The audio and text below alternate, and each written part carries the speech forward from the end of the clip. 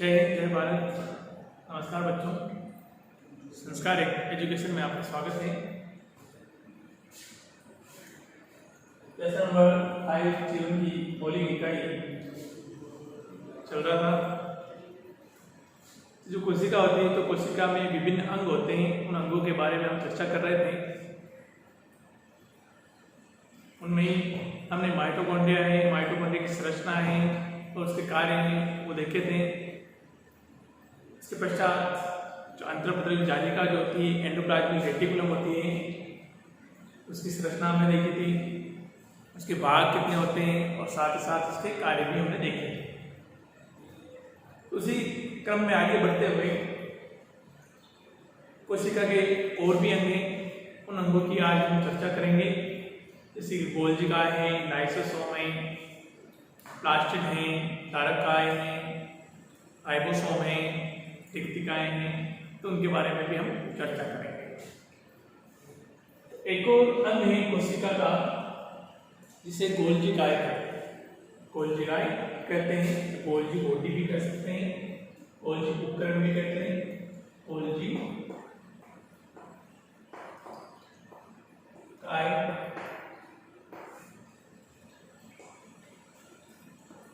Golgi उपकरण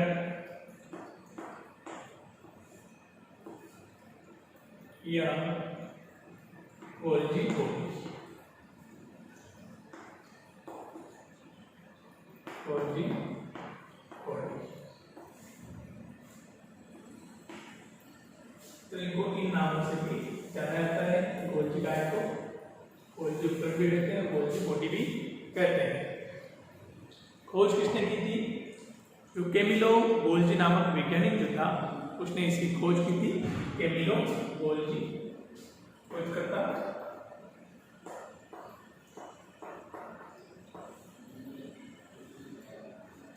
Camillo Golgi नामक एक वैज्ञानिक था। इस वैज्ञानिक ने गोल्जिकाए की या गोल्जी उपकरण की खोज की थी। और गोल्जिकाए भी जो होता है पादप कोशिकाओं में भी उपस्थित होता है और जंतु कोशिकाओं में भी उपस्थित होता है। लेकिन जो पादप कोशिका होती है उस पादप कोशिका में जो गोल्जिकाए होता है वह अस्पष्ट रूप से होता है, बिखरा हुआ होता है। जबकि जंतु कोशिका जो होती है उस जंतु कोशिका के अंदर जो गोल्जिकाए होता है वह स्पष्ट रूप से पाया जाता है, दिखाई देता है। और ये कहाँ पे होता है? केंद्र के पास में छोटी छोटी प्लेटों के रूप में ये पाया जाता है, कोशिकाओं के रूप में ये उपस्थित होता है। जैसे कि हमने संरचना देखी थी कोशिका की, उस कोशिका की संरचना में जैसे केंद्र है तो केंद्र के पास में इस प्रकार से जो संरचना है ये क्या है? इस प्रकार से गोल्जी काय। ये संरचना जो दिखाई दे रही है ये क्या है? गोल्जी काय। जो गोल्जी काय होता है वह 3 संरचनाओं से मिलकर बनता है। जैसे कि अंतःपत्रक जालिका होती है तो उसमें भी 3 प्रकार की संरचनाएं होती हैं और गोल्जिकाए होता है, इस गोल्जिकाए में भी 3 प्रकार की संरचनाएं पाई जाती है। इसमें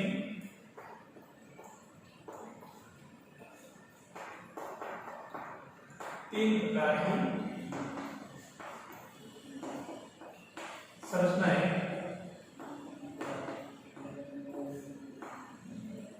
उपस्थित होती है।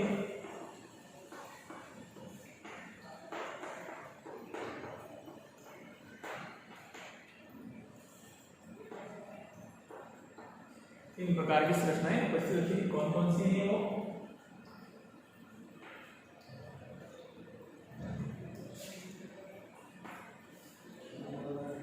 कुंडिकाएं,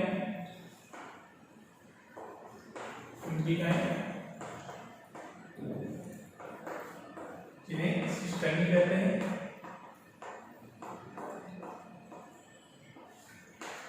जो एंडोप्लाज्मिक रेटिकुलम में भी पाई जाती है, मतलब अंतःपत्रक जालिका में भी पाई जाती है कुंडिकाएं, और इसमें भी पाई जाती है। आशय या पुटिकाएं, आशय इन्हें वेसिकल्स भी कर सकते हैं इंग्लिश में, वेसिकल्स ये भी इनमें पाई जाती है। और एंडोप्लाज्मिक रेटिकुलम जो होता है उसमें नलिकाएं उपस्थित होती है, जबकि इसमें क्या होती है, रेक्टिकाएं उपस्थित होती है, रेटिकल्स उपस्थित होती है।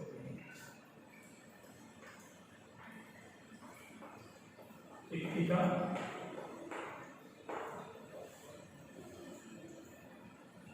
या रेटिकल्स।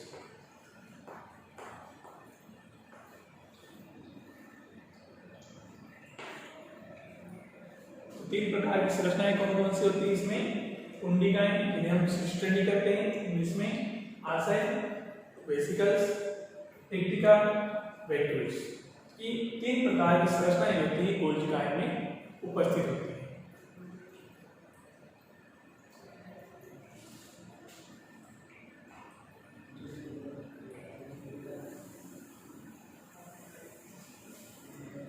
जो गोल्जी काय होता है उसकी संरचना किस प्रकार से हो सकती है?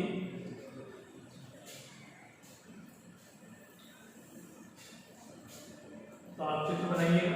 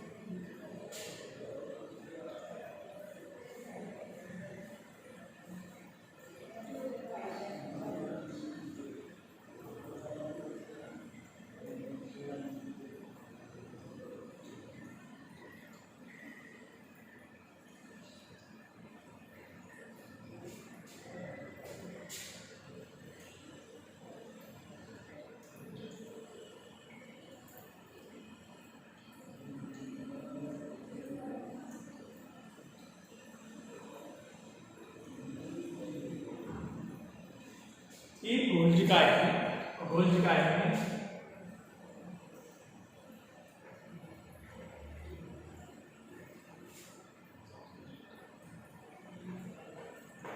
ये गोल्जी काय की संरचना है। गोल्जी काय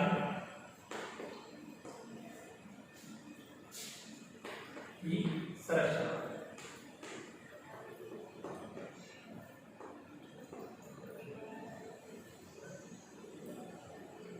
गोल्जी काय की संरचना ये इस प्रकार से जो गोल्जी काय होता है पादप कोशिका और जंतु कोशिका में पाया जाता है। पादप कोशिका में बताया है कि आपको पादप कोशिका में ये अस्पष्ट होता है, जबकि जंतु कोशिका में ये स्पष्ट रूप से होता है। तो ये गोल्जी काय की संरचना है इस प्रकार से।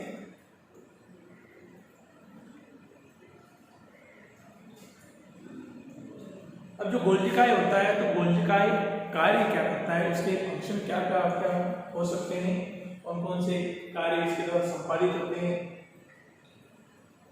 गोल्जी काय के कार्य।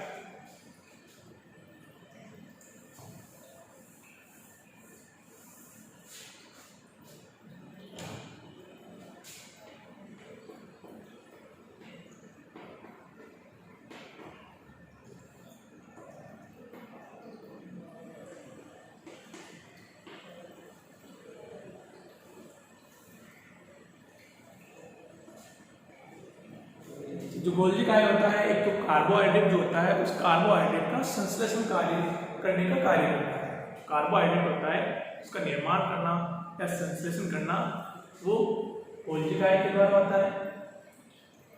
नेक्स्ट कार्य जो गोल्जी काय होता है यह जो शुक्राणु होते हैं, शुक्राणु किसमें पाए जाते हैं?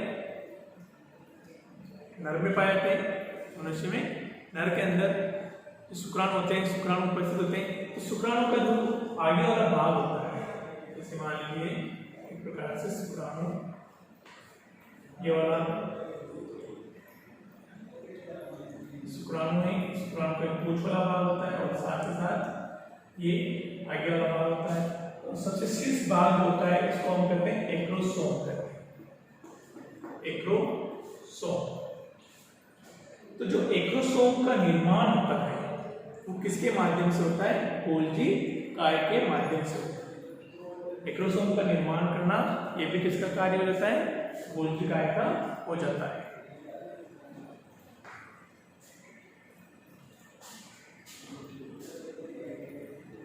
और साथ ही साथ ये जो प्रोटीन होता है तो प्रोटीन का स्त्रावण करने का कार्य भी इसी का होता है। और जब कोशिका विभाजन होता है तो कोशिका विभाजन के समय जो कोशिका प्लेट बनती है, कोशिका प्लेट बनती है या मध्य पटलिका होती है, तो मध्य पटलिका का निर्माण भी किसके माध्यम से होता है? गोल्जी काय के माध्यम से होता है। तो कार्य कौन कौन से हो जाते हैं? नोट करिएगा।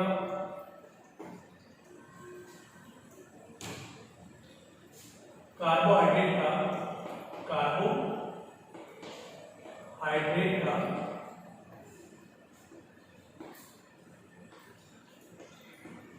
संश्लेषण करना, कार्बोहाइड्रेट का संश्लेषण करना। तो जो संश्लेषण हो रहा है, कार्बोहाइड्रेट का निर्माण हो रहा है, किसके माध्यम से होता है? गोल्जी काय के द्वारा होता है। किसके अंदर? कोशिका के अंदर। नेक्स्ट,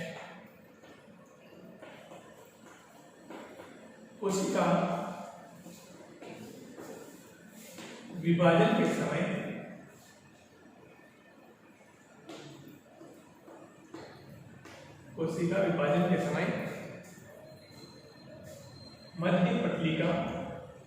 मध्य पटलिका या इसे हम कहते हैं कोशिका प्लेट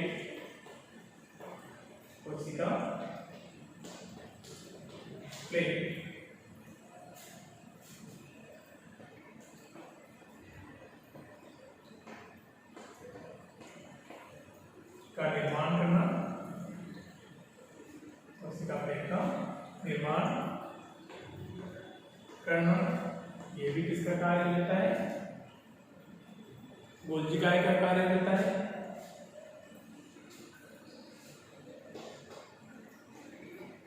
और जो शुक्राणु होता है तो शुक्राणु के शीर्ष भाग एक्रोसोम का जो निर्माण होता है वो भी गोल्जी काय के द्वारा होता है।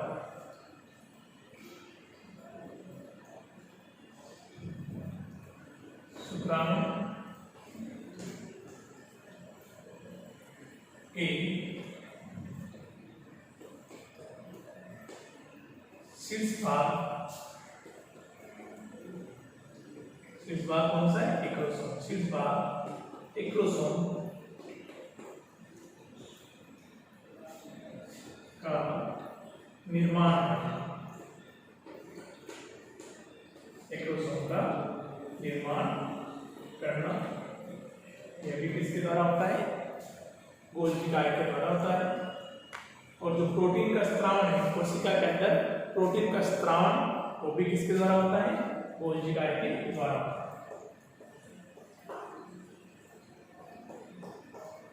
प्रोटीन पदार्थ का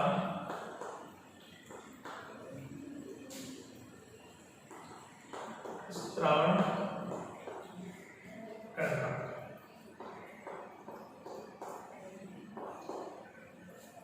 प्रोटीन पदार्थ का स्त्रावण करना जो कि किसका कार्य होता है? गोल्जी काय का हो जाता है। तो गोल्जी काय के कौन कौन से कार्य एक बार और रिपीट कर लेते हैं। तो कार्बोहाइड्रेट का संश्लेषण करना है, कार्बोहाइड्रेट का निर्माण करना। जो कोशिका विभाजन होता है तो कोशिका विभाजन के समय मध्य पटलिका या कोशिका प्लेट का निर्माण करना। तो कोशिका प्लेट होती है, जैसे कि मतलब जो कोशिका है जब विभाजित होती है तो एक कोशिका दो में बदल जाती है या 2 से 4 में हो सकती है। तो जब कोशिका विभाजन हो रहा है तो एक केंद्र जो होता है एक प्रकार से, और कितने केंद्र को पड़ जाएगा? 2 केंद्रों में। वो 2 केंद्रों को पड़ने के पश्चात 2 नई कोशिकाओं का निर्माण होता है। तो जब कोशिका विभाजित हो रही है वहीं पर जैसे जैसे मान लीजिए दो कोशिकाएं, दो केंद्र पर और बीच में यहाँ पर कोशिका प्लेट है या मध्य पटलिका है, तो इस मध्य पटलिका का निर्माण किसके माध्यम से होता है? गोल्जी काय के माध्यम से होता है। ये क्या होता है? पूरा बिखर जाता है, बिखरने के पश्चात वहीं पर एक प्लेट के रूप में जमा हो जाता है। तो ये मध्य पटलिका का निर्माण करने का भी कार्य करता है और उसका प्लेट बनाने का कार्य भी करता है। साथ ही शुक्राणु जो होते हैं, शुक्राणु के शीर्ष भाग एक्रोसोम, उस एक्रोसोम का निर्माण भी गोल्जी काय के द्वारा होता है। और प्रोटीन जो पदार्थ होते हैं, प्रोटीन पदार्थ का स्त्राव करने का कार्य भी इसी के माध्यम से होता है कोशिका के भीतर। तो ये गोल्जी काय है और गोल्जी काय के कार्य है, इसको भी नोट कर लेना।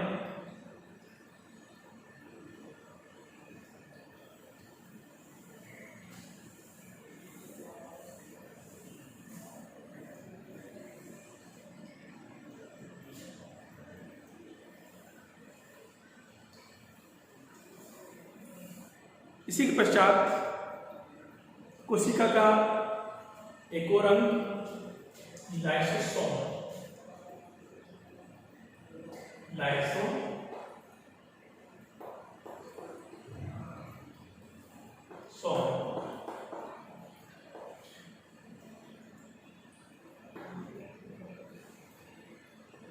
ये भी एक महत्वपूर्ण अंग होता है, महत्वपूर्ण अंग होता है लाइसोसोम भी। लेकिन इसमें दो झिल्लियां नहीं पाई जाती, केवल मात्र एक ही झिल्ली उपस्थित होती है। इसकी जो खोज है डी दुबे नामक वैज्ञानिक ने की। खोजकर्ता कौन है? खोजकर्ता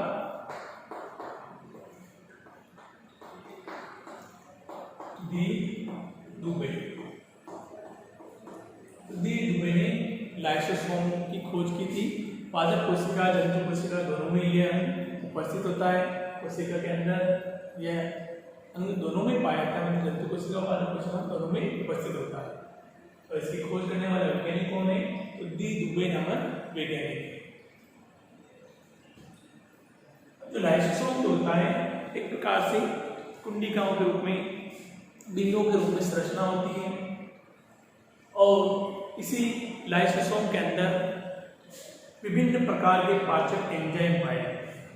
विभिन्न प्रकार के पाचक एंजाइम होते हैं, अर्थात उन्हीं पाचक एंजाइम के द्वारा जो कोशिका के अंदर विभिन्न प्रकार के पदार्थ उपस्थित होते हैं, उन पदार्थों का अपघटन करने का कार्य किया जाता है, उनको नष्ट करने का कार्य किया जाता है। साथ साथ जो जीवाणु होते हैं, उन जीवाणु को नष्ट करने का कार्य भी किसके माध्यम से होता है? लाइसोसोम के माध्यम से होता है। तो लाइसोसोम की खोज किसने की थी? डी दुबे नामक वैज्ञानिक ने की थी।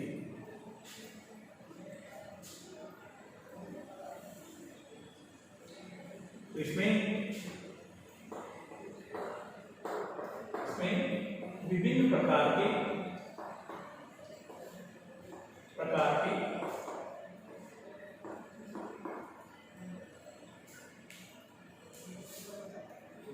पाचक एंजाइम पाए जाते हैं। एंजाइम शब्द क्या है? एंजाइम जो होते हैं भोजन के जटिल अणुओं को सरल अणुओं में बदलने वाले रासायनिक जो पदार्थ होते हैं उन्हीं को हम क्या कहते हैं? एंजाइम कहते हैं। भोजन के जटिल अणुओं को सरल अणुओं में बदलने का जो कार्य जिन पदार्थों के माध्यम से होता है, जिन रासायनिक पदार्थों के माध्यम से होता है, उन्हीं को हम क्या कहते हैं? एंजाइम कहते हैं। और ये एंजाइम किसमें पाए जाते हैं? लाइसोसोम में पाए जाते हैं। तो इसमें विभिन्न प्रकार के पाचक एंजाइम उपस्थित होते हैं।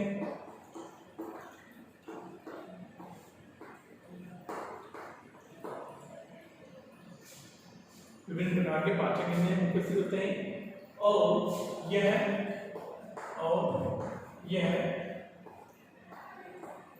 एकल झिल्ली युक्त कोशिका होता है।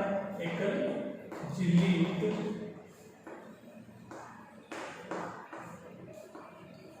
कोशिका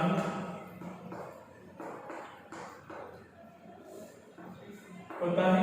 मतलब इसमें केवल मात्र एक ही झिल्ली उपस्थित होती है, एक ही झिल्ली। जबकि माइटोकॉन्ड्रिया में कितनी झिल्लियां पाई जाती है? दो झिल्लियां पाई जाती है, बाह्य झिल्ली और आंतरिक झिल्ली। जबकि इसमें क्या है? एक की झिल्ली उपस्थित होती है, एकल झिल्ली होती है, कोशिका में होता है। तो लाइसोसोम में पाचक एंजाइम उपस्थित होते हैं। ये पाचक एंजाइम क्या कर देते हैं, विभिन्न प्रकार के जो पदार्थ होते हैं उनका अपघटन करने का कार्य करते हैं। एक प्रकार की झिल्ली युक्त कोशिकांग होता है, ये थैली की समान संरचना होती है इसकी। तो कार्य क्या होते हैं, कार्य हम देख लेते हैं। कार्य कौन कौन से होते हैं इसके द्वारा। लाइसोसोम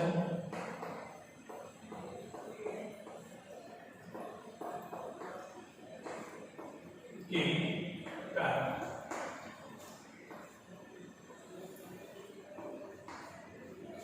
लाइसोसोम के कार्य। तो कोशिका में उपस्थित विभिन्न जो क्षतिग्रस्त अंग हैं, विभिन्न क्षतिग्रस्त टूटे फूटे जो अंग होते हैं उन अंगों का पाचन करना किसके द्वारा होता है, लाइसोसोम के द्वारा होता है। कोशिका में उपस्थित टूटे फूटे या क्षतिग्रस्त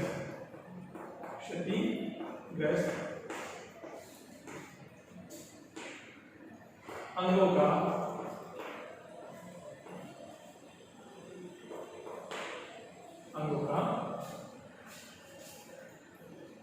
अपघटन या पाचन करना।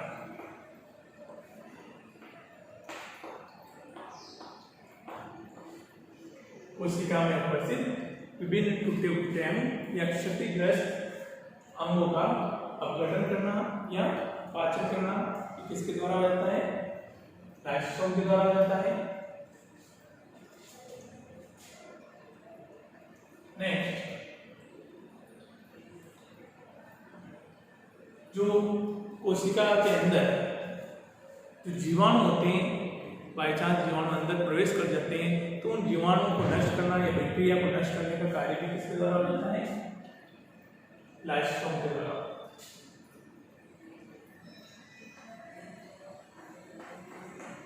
कोशिका में उपस्थित जीवाणुओं को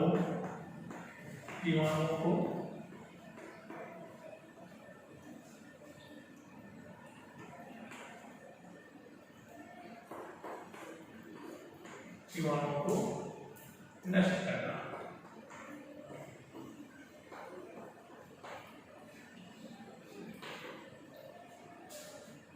कोशिका में उपस्थित जीवाणु को या बैक्टीरिया को नष्ट करना, ये भी इसका कार्य होता है।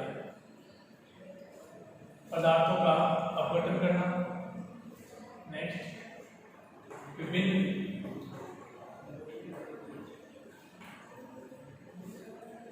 प्रकार के पदार्थों जैसे कि कार्बोहाइड्रेट है, प्रोटीन है, वसा है, विभिन्न पदार्थों का अपघटन करना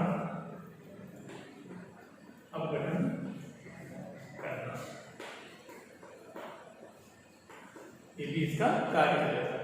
कौन कौन से कार्य हैं, कोशिका में उपस्थित टूटे फूटे या क्षतिग्रस्त अंगों का अपघटन या पाचन करना, कोशिका में उपस्थित जीवाणुओं को नष्ट करना, जो जीवाणु उपस्थित होते हैं उनको भी नष्ट किया जाता है इनके द्वारा, और विभिन्न प्रकार के जो पदार्थ होते हैं उन पदार्थों का अपघटन करना भी लाइसोसोम का कार्य है। तो ये लाइसोसोम के कार्य में इंपोर्टेंट प्रश्न पूछा जाता है कि मतलब माइटोकॉन्ड्रिया होता है, सॉरी लाइसोसोम जो होता है, तो लाइसोसोम को आत्मघाती थैलियां क्यों कहते हैं, या कोशिका के किस अंग को आत्मघाती थैलियों के नाम से जाना जाता है, तो किसे कहते हैं, लाइसोसोम।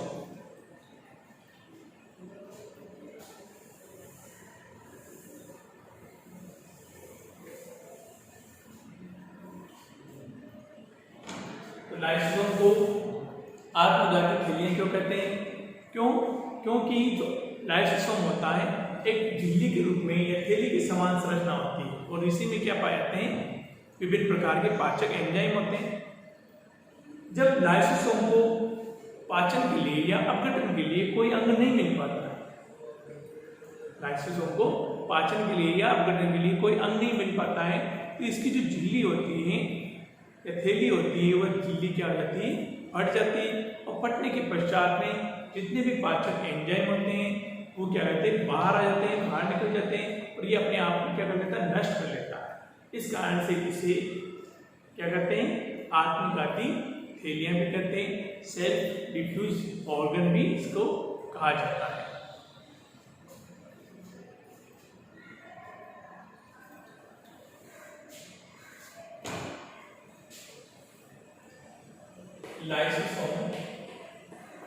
लाइसोसोम को आत्मघाती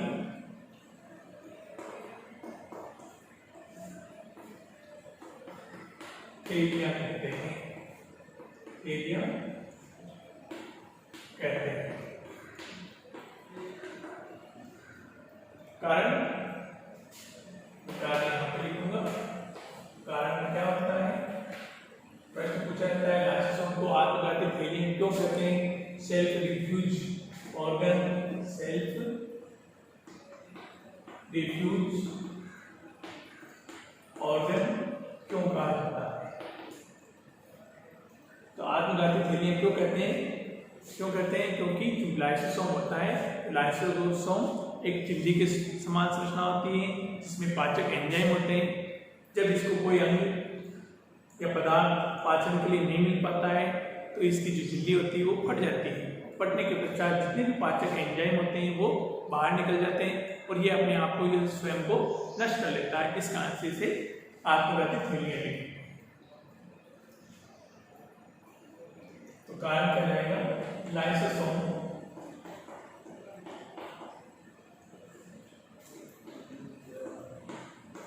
झिल्ली या थैली के समान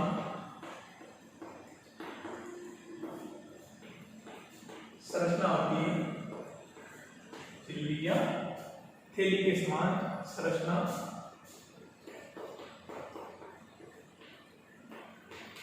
होती है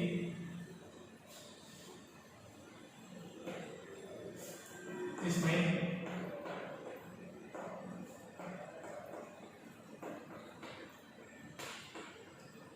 विभिन्न प्रकार के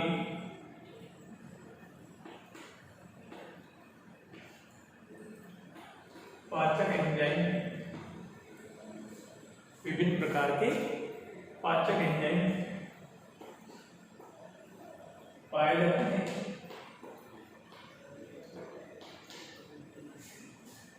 लाइसोसोम झिल्ली या थैली के समान संरचना होती है जिसमें विभिन्न प्रकार के पाचक एंजाइम पाए जाते हैं। जब लाइसोसोम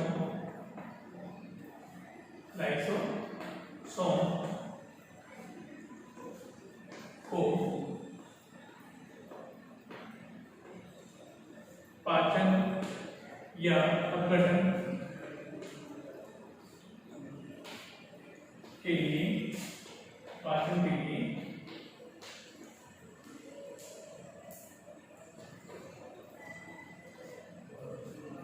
कोई अंग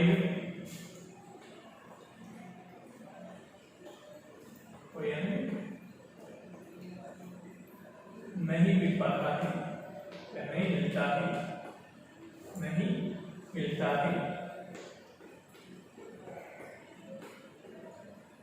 तो इसकी झिल्ली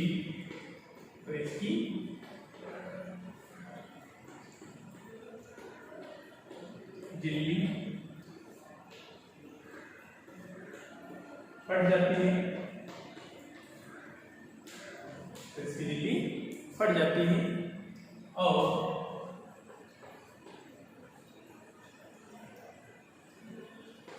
सभी पाचक एंजाइम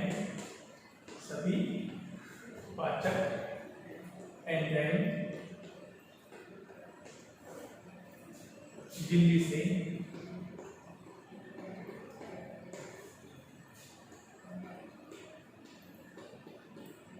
बाहर आ जाते हैं, बाहर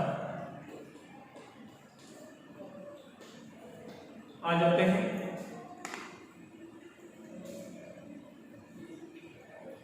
तथा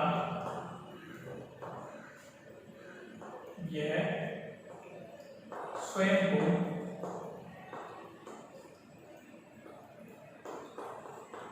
नष्ट कर देता है, स्वयं को नष्ट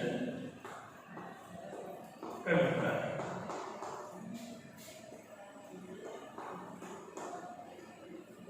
इसलिए इसे क्या कहते हैं, आत्मघाती थैलिया भी कहते हैं, सेल्फ डिफ्यूज ऑर्गन भी कहते हैं। तो लाइसोसोम झिल्ली के समान संरचना होती है, जिसमें विभिन्न प्रकार के पाचक एंजाइम होते हैं, विभिन्न प्रकार के पाचक एंजाइम पाए जाते हैं इसके अंदर। जब लाइसोसोम को पाचन या अपघटन के लिए कोई अंग नहीं मिलता है, तो इसकी जो झिल्ली होती है वह क्या हो जाती है, फट जाती है। और फटने के पश्चात सभी पाचक एंजाइम जो होते हैं झिल्ली से बाहर आ जाते हैं, और बाहर आने के पश्चात ही अपने आप को या स्वयं को क्या कर देता है, नष्ट कर देता है। इस कारण से इसे हम क्या कहते हैं, सेल्फ डिफ्यूज ऑर्गन या आत्मघाती थैलियों के नाम से भी जाना जाता है, या इसे सेल्फ डिफ्यूज ऑर्गन भी कहते हैं, आत्मघाती थैलिया भी कहते हैं।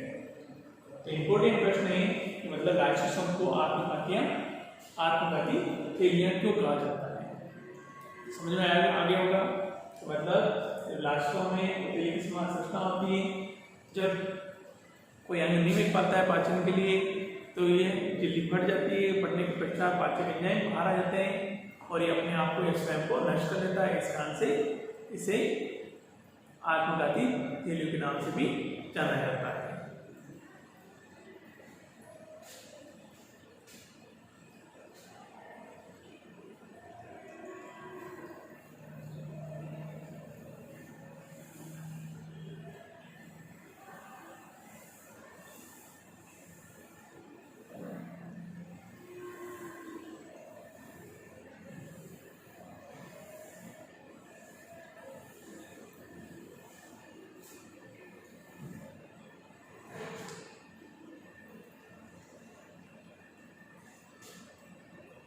अब लाइसोसोम के बाद में और कोशिका में जैसे कि प्लास्टिक या प्लास्टिक या लवक, प्लास्टिक या लवक,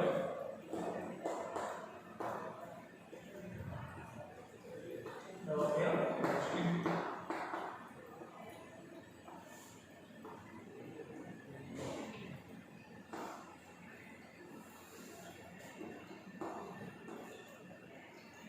देखिए जो लवक जो होते हैं, लवक पादप कोशिकाओं में पाए जाते हैं। केवल किसमें उपस्थित होते हैं, पादप कोशिकाओं में पाए जाते हैं। किसके अंदर, पादप कोशिका के अंदर। जंतु कोशिकाओं में जो लवक होते हैं अनुपस्थित होते हैं। लवक की जो खोज करने वाला वैज्ञानिक है हेक्टर है। खोजकर्ता कौन है, खोजकर्ता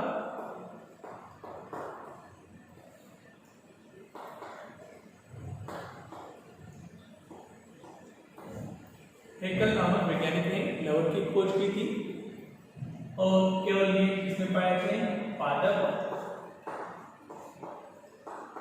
कोशिका में उपस्थित होते हैं, पादप कोशिका में उपस्थित होते हैं।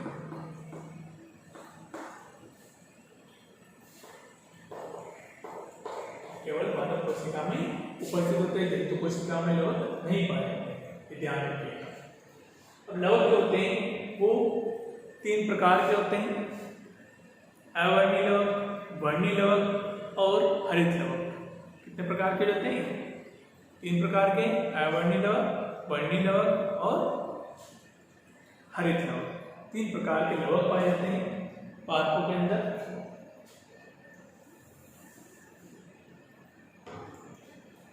लवक के प्रकार, लवक के प्रकार, कितने तीन प्रकार के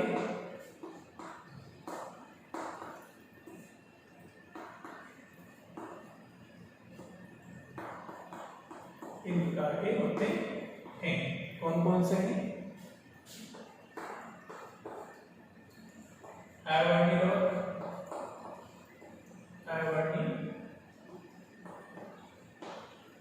लवक, जिसे ल्यूकोप्लास्ट कहते हैं, इंग्लिश में ल्यूकोप्लास्ट के नाम से जाना जाता है। अवर्णी लवक। दूसरा होता है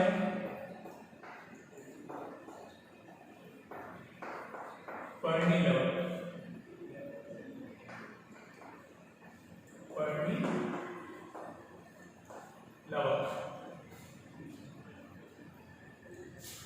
जिसे क्रोमोप्लास्ट कहते हैं, क्रोमोप्लास्ट के नाम से जाना जाता है। और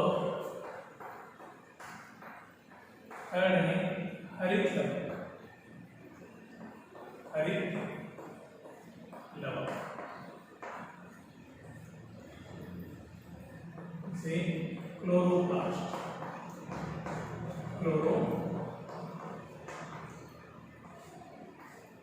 भी कहते हैं।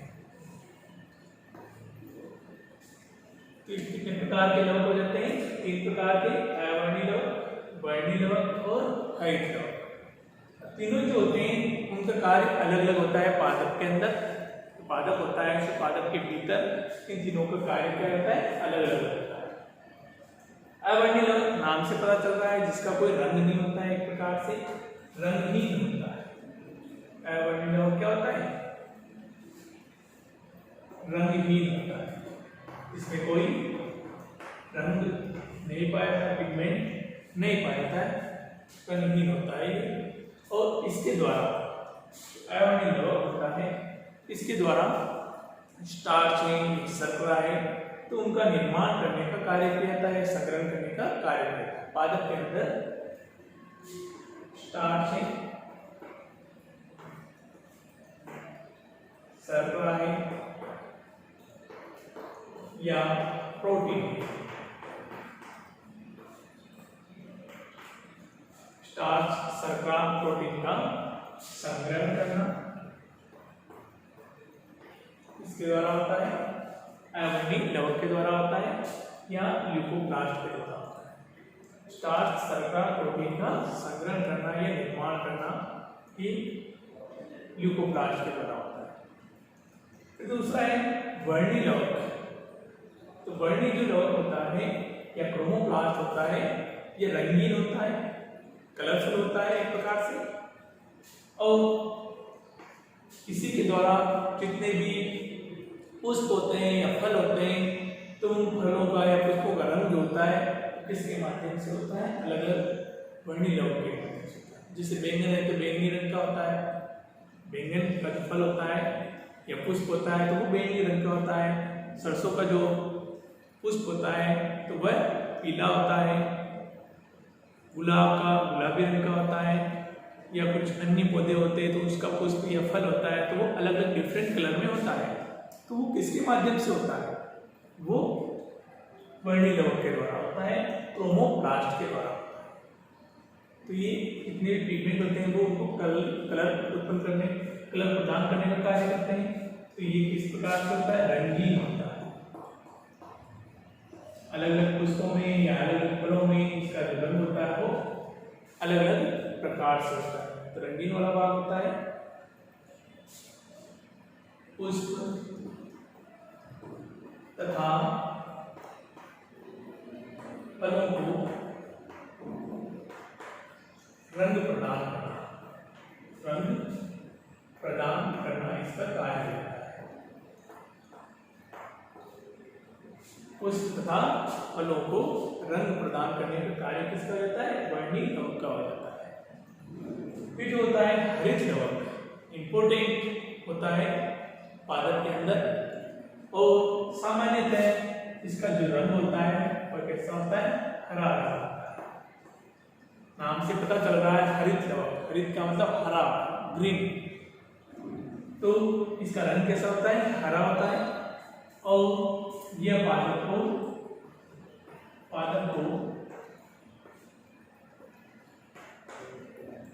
हरा रंग प्रदान करता है।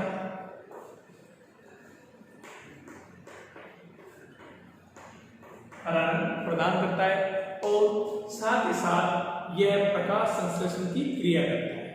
प्रकाश संश्लेषण की जो क्रिया होती है वो किस भाग में होती है? पादप के हरित लवक वाले भाग में होती है, क्लोरोप्लास्ट वाले भाग में होती है। साथ ही प्रकाश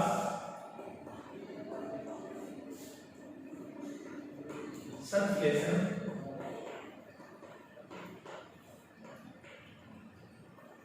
की क्रिया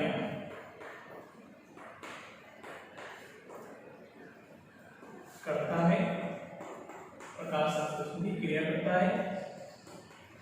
वह भोजन का निर्माण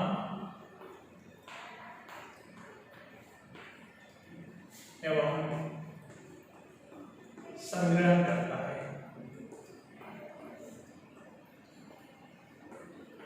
भोजन का निर्माण व संग्रहण करता है। तो ये जो तीनों ही लवक होते हैं एक प्रकार से अलग अलग इनका कार्य हो जाता है। अवर्णीय लवक जो होता है उसको ल्यूकोप्लास्ट भी कहते हैं और यह रंगहीन होता है, कलरलेस होता है। एक प्रकार से ये स्टार्च, शर्करा, प्रोटीन होते हैं तो उन पदार्थों का संग्रहण करने का कार्य करता है। जबकि दूसरा है वर्णीय लवक। वर्णीय लवक जिसे हम क्रोमोप्लास्ट भी कहते हैं और ये रंगहीन होता है। तो पुष्प का जो फलों का रंग है वो अलग अलग होता है, डिफरेंट होता है अलग अलग पौधों में। तो वो किसके माध्यम से होता है? वर्णीय लवक के माध्यम से होता है। और जो हरित लवक है इसे क्लोरोप्लास्ट भी कहते हैं और इसका जो रंग होता है एक प्रकार से हरा होता है। और यही क्लोरोप्लास्ट होता है पादप को हरा रंग प्रदान करता है। और साथ ही प्रकाश संश्लेषण की क्रिया होती है, फोटोसिंथेसिस की जो क्रिया होती है वो क्रिया किसके माध्यम से होती है? हरित लवक के माध्यम से होती है। और भोजन का निर्माण करना व उसको संग्रहित करना ये भी किसका कार्य रहता है? हरित लवक का होता है। तो ये अलग अलग प्रकार के लवक होते हैं, प्लास्टिड होते हैं।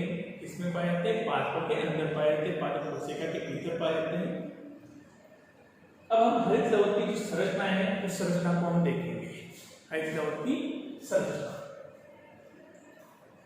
तो इसको भी आप नोट कर लीजिएगा।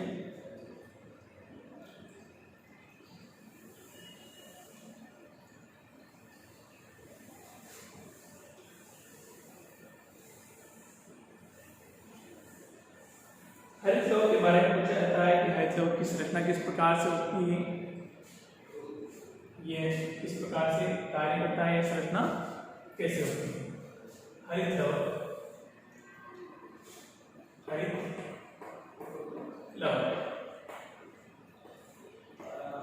की संरचना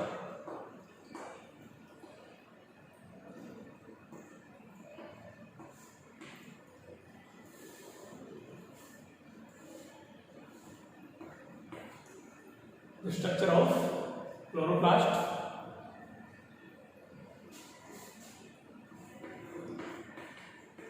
Structure of chloroplast.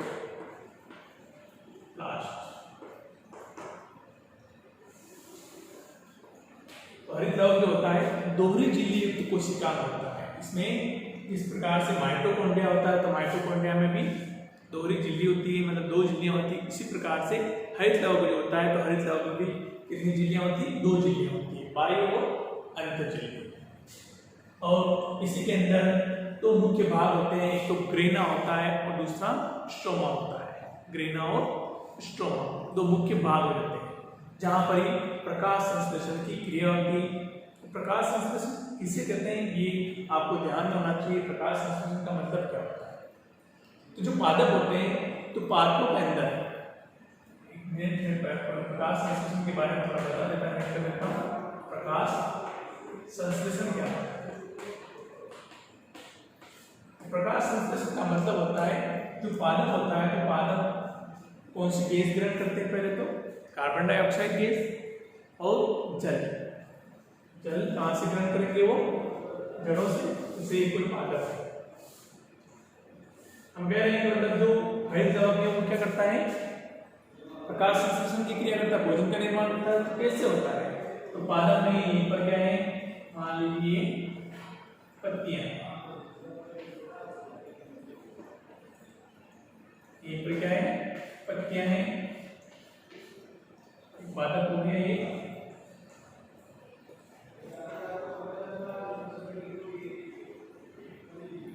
तो पादप में ये पत्तियां, ऊपर से जो पत्तियों में क्या पाया जाता है? रंध्र पाया जाता है, रंध्र। और इन्हीं रंध्रों के माध्यम से क्या किया जाता है? कार्बन डाइऑक्साइड गैस को ग्रहण किया जाता है। और यहीं पर क्या है? जड़ें, और जड़ों के माध्यम से वो क्या करता है? जल को ग्रहण करता है। जड़ों के माध्यम से किसको ग्रहण करेगा? पादप, जल को ग्रहण करता है। तो पादप में कार्बन डाइऑक्साइड व जल को ग्रहण कर, H2O को ग्रहण कर सूर्य के प्रकाश, सूर्य का प्रकाश व हरित लवक, हरित लवक की उपस्थिति में किसका निर्माण करना? भोजन का निर्माण करना। भोजन क्या होता है? ग्लूकोज के रूप में, कार्बोहाइड्रेट के रूप में, C6H12 O6 के रूप में, और साथ ही साथ जो ऑक्सीजन गैस है वो बाहर निकल जाती है। प्रकाश संश्लेषण किसे कहते हैं? ये भी आपको समझना आवश्यक है थोड़ा सा। कार्बन डाइऑक्साइड के जल को ग्रहण कर सूर्य के प्रकाश तथा हरित लवक की उपस्थिति में भोजन का निर्माण करना क्या कहलाता है? प्रकाश संश्लेषण कहलाता है। और ये प्रकाश संश्लेषण की क्रिया कहाँ पर होती है? हरित लवक के अंदर होती है। तो पत्तियों के माध्यम से तो वो कार्बन डाइऑक्साइड गैस को ग्रहण कर लेता है पादप, और जड़ों के माध्यम से जल को ग्रहण कर लेता है। और जैसे ग्रहण कर लेता है तो वहीं पर क्रिया होती है हरित लवक वाले भाग में, हरित लवक वाले भाग में प्रकाश संश्लेषण की क्रिया होती है, जिसके कारण किसका निर्माण होता है? भोजन का निर्माण होता है, और ऑक्सीजन गैस को वापस क्या कर देता है? बाहर निकाल देता है। तो ये क्रिया होती है प्रकाश संश्लेषण की क्रिया।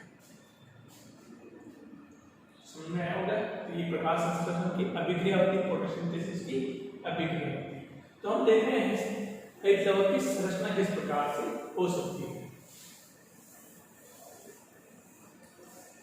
तो जो हरित लवक होता है दोहरी झिल्ली युक्त कोशिका होता है। बाह्य झिल्ली और अंतर्झिल्ली दो प्रकार की झिल्लियां पाई जाती है, और इसी में दो संरचनाएं होती है, एक तो ग्रेना और दूसरी होती है स्ट्रोमा। ग्रेना और स्ट्रोमा। वहीं पर प्रकाश संश्लेषण की क्रिया होती है। प्रकाश संश्लेषण की क्रिया भी होती है, दो प्रकार से होती है। एक तो प्रकाशीय अभिक्रिया, प्रकाशीय अभिक्रिया, और एक होती है अप्रकाशीय अभिक्रिया। प्रकाशीय अभिक्रिया और अप्रकाशीय अभिक्रिया।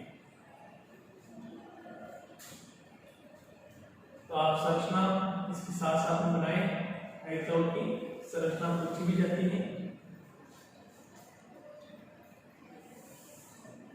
एग्जाम में, पूछा जाता है हरित लवक की जो संरचना होती है किस प्रकार से होती है।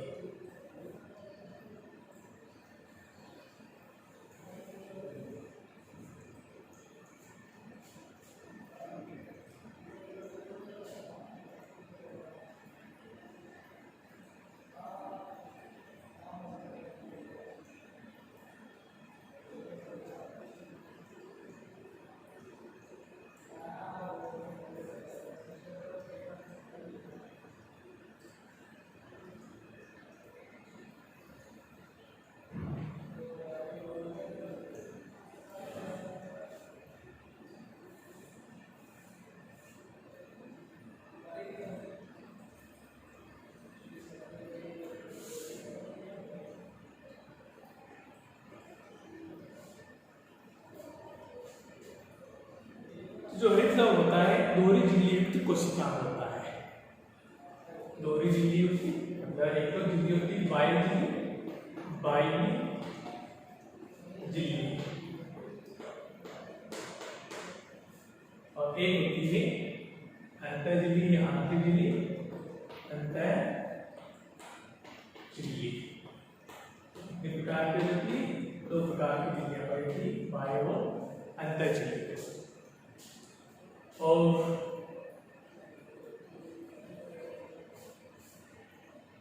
इसी के अंदर सिक्कों के समान संरचनाएं एक तस्वीर के रूप में दिखाई देती है। यहाँ पे बना रहा हूं, ये संरचनाएं हैं, एक के ऊपर एक सिक्का जैसे रखा हो वैसे संरचना दिखाई देती है।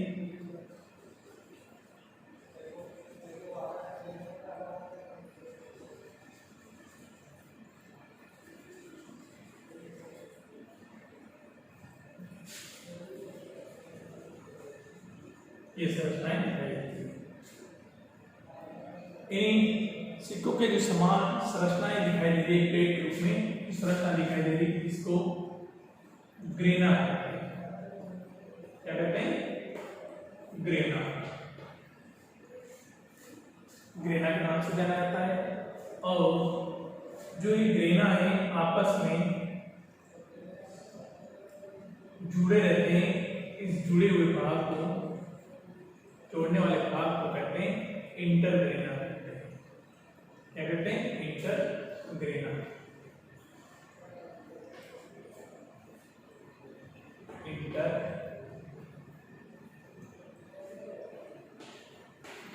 कहते हैं।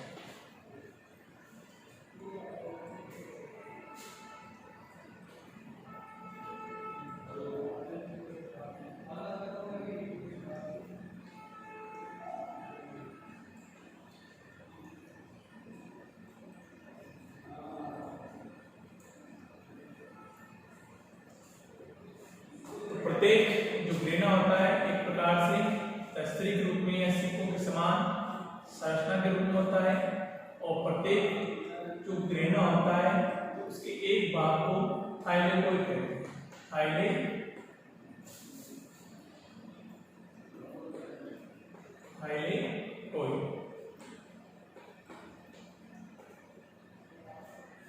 तो एक जो संरचना दिखाई दे रही है ऊपर वाली जैसे या नीचे वाली, एक संरचना को क्या नाम दिया जाता है? थाइलेकोइड। वो थाइलेकोइड जो होते हैं एक के ऊपर एक सिक्कों के समान या प्लेट के समान संरचना बना जाते हैं। कोई क्या हो जाती है? पूरे ग्रुप में ग्रेना कहलाती है। और ग्रेना को जोड़ने वाला भाग होता है उसको कहते हैं इंटरग्रेना कहते हैं। और जहां पर जो खाली स्थान वाला भाग दिखाई दे रहा है पूरे हरित के अंदर, तो खाली स्थान वाला भाग दिखाई देता है, इसको कहते हैं स्ट्रोमा। क्या कहते हैं? स्ट्रोमा या पीठिका। स्ट्रोमा या पीठिका के नाम से इसको जाना जाता है।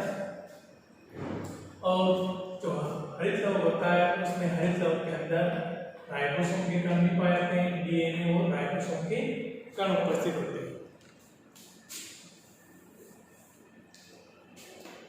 डीएनए और राइबोसोम के कण उपस्थित होते हैं इसके अंदर। डीएनए व राइबोसोम।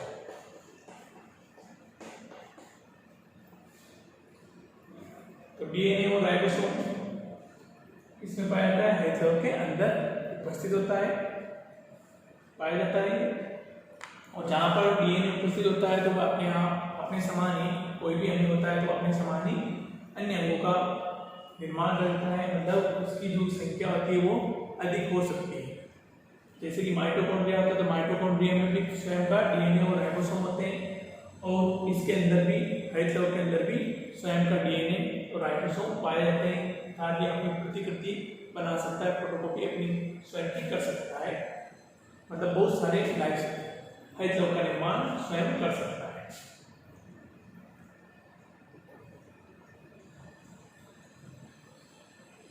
ये हरित लवक की संरचना है।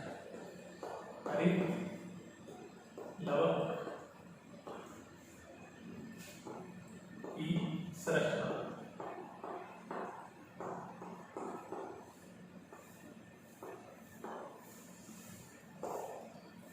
तो इसकी संरचना को आप समझ लीजिए। संरचना किस प्रकार से होती है?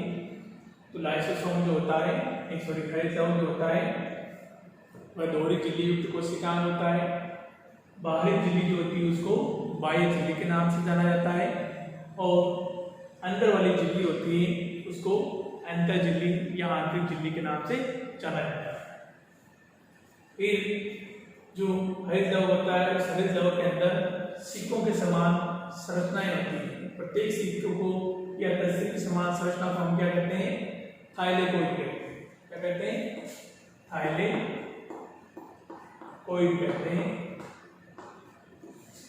एक संरचना होती है और थाइलेकोइड जो होते हैं वो एक के ऊपर एक जमे हुए रहते हैं और उस जमे हुए भाग को नाम देता है ग्रेना कहते हैं। क्या कहते हैं, ग्रेना।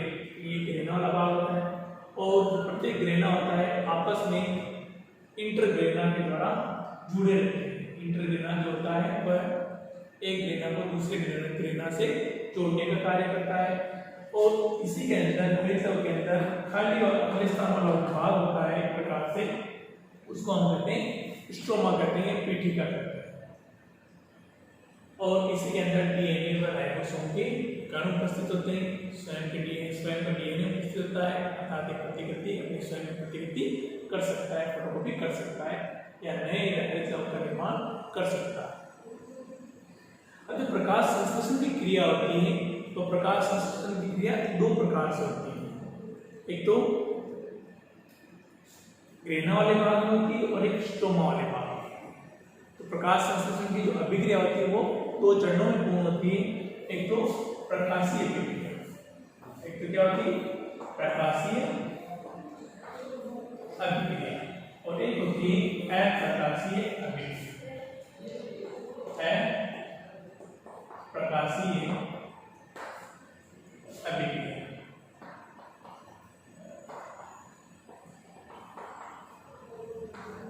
कितने चरण हो जाते हैं, दो चरण, प्रकाशीय और अप्रकाशीय अभिक्रिया। तो जो ग्रेना वाला भाग होता है वहां पर प्रकाश संश्लेषण की प्रकाशीय अभिक्रिया होती है। वह अभिक्रिया जो सूर्य के प्रकाश की उपस्थिति में होती है अर्थात दिन के अंदर होती है तो वह प्रकाशीय अभिक्रिया कहलाती है और वो किस भाग में होती है, हरित लवक के ग्रेना वाले भाग में होती है। और दूसरी जो अप्रकाशीय अभिक्रिया अर्थात वह अभिक्रिया जो सूर्य के प्रकाश की अनुपस्थिति में होती है उसको हम कहते हैं अप्रकाशीय अभिक्रिया कहते हैं। और अप्रकाशीय अभिक्रिया जो होती है वो हरित लवक के कौन से भाग में होती है, वो स्ट्रोमा वाले भाग में होती है। ये भी ध्यान रखिएगा, प्रकाशीय अभिक्रिया और अप्रकाशीय अभिक्रिया हरित लवक के किस भाग में होती है। प्रकाशीय अभिक्रिया ग्रेना वाले भाग में होती है और अप्रकाशीय अभिक्रिया स्ट्रोमा वाले भाग में होती है। तो ये हरित लवक की हमने संरचना देखी। जो लवक होते हैं तो लवक कितने प्रकार के होते हैं, तीन प्रकार के, अवर्णीय लवक, वर्णीय लवक और हरित लवक। और तीनों के हमने कार्य भी देखे हैं कि अवर्णीय लवक कार्य क्या करता है, वर्णीय लवक कार्य क्या करता है और हरित लवक कार्य करता है, कार्य क्या करता है। तो हरित लवक इंपोर्टेंट है, एक प्रकार से प्रकाश संश्लेषण की क्रिया इसी के माध्यम से होती है। भोजन का निर्माण करना है, भोजन का संश्लेषण करना है तो वो हरित लवक के माध्यम से होता है। तो इसको आप नोट कर लीजिएगा, चित्र से चित्र भी आप बना लीजिएगा।